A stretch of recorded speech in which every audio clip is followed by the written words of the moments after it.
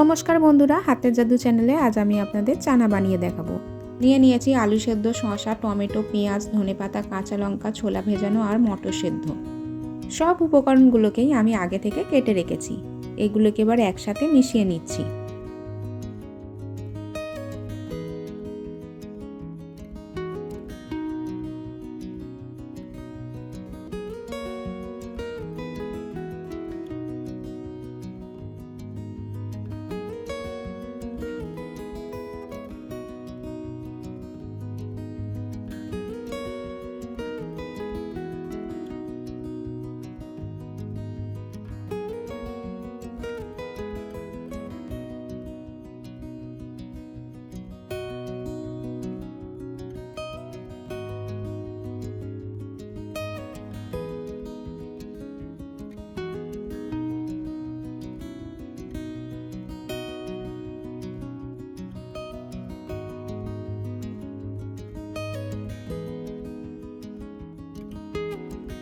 এরপর দিয়ে নিচ্ছি কিছু ভাজা মশলা।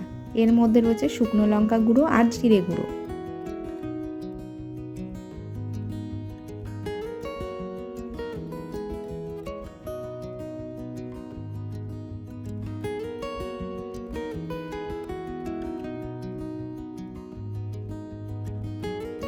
এবার দিয়ে দিচ্ছি ধনে গুঁড়ো।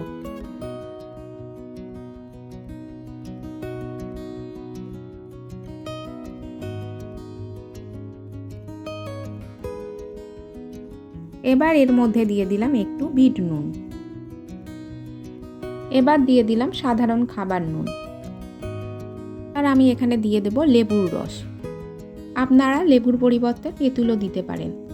অনেকেই আছেন যারা তেঁতুল খেতে পছন্দ করেন না বা তেঁতুল খাওয়া বারণ, তারা তেঁতুলের পরিবর্তে লেবুর রস ব্যবহার করতে পারেন। এবার আমি চানার সব উপকরণগুলোকে একসাথে ভালো করে মিশিয়ে নিচ্ছি। আপনারাও এভাবে বাড়িতে খুব সহজে চানা বানিয়ে নিতে পারেন।